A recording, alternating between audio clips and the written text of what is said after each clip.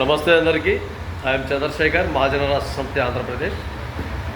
ఒక ఇంటి నిర్మాణం కావాలంటే చాలా వరకు ఎన్నో కులాలు, దాంట్లో కొన్ని కూడా మతాలు కూడా అన్ని విధాలుగా కలబోస్తేనే ఒక ఇల్లు నిర్మాణం.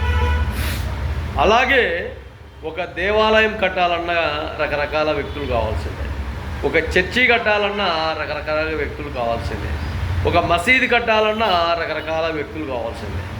ఇంటి నిర్మాణం కానీ, గుడి నిర్మాణం కానీ, చర్చి నిర్మాణం కానీ, అదేవిధంగా మసీదు నిర్మాణం కానీ చాలా వరకు ఈ సబ్బండు కులాలు ఈ వర్క్ చేయాల్సిందే.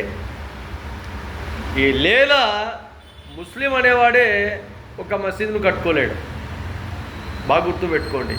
హిందూ అనేవాడే ఒకే ఒక కులవాడే వాడి ఇల్లు కట్టుకోలేడు.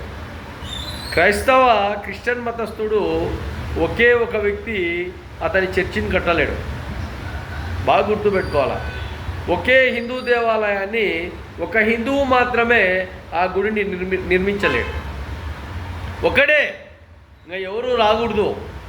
ఇటుకలు తయారు చేసుకోవాలా, ఇసుక తెచ్చుకోవాలా, సిమెంట్ తెచ్చుకోవాలా, అన్నీ వాడే తెచ్చుకోవాలా.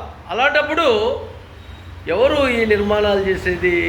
పెయింట్ ఎవడు వేయాలా, డ్రైనేజ్ ఎవడు కట్టాలా, లోపల పైపులు ఎవడు బిగియాలా, ఎలక్ట్రికల్ ఎవడు బిగియాలా,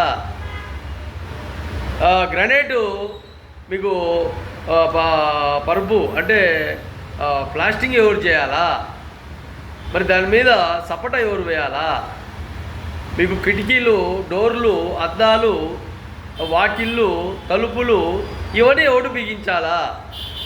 ఇన్ని ఉంటే ఇవన్నీ మళ్ళా తర్వాత లాస్ట్కి వచ్చేసరికి మాకు వాళ్ళను మేము బాడెక్కియము, వీళ్ళకు మేము బాడెక్కియము, ఈ ఎస్సీలకు బాడెక్కియము, ఇంకో కులాలకు బాడెక్కియము అని సిగ్గులేని దౌర్భాగ్యంగా ఇలాంటి వ్యక్తులు ఉన్నారు సమాజంలో.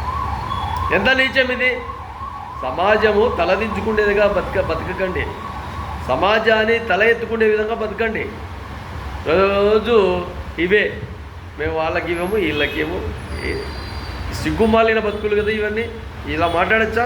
ఇలా బోర్డులు పెట్టచ్చా? ఎవరైనా ఒకసారి ఆత్మ పరిశీలన చేసుకోండి.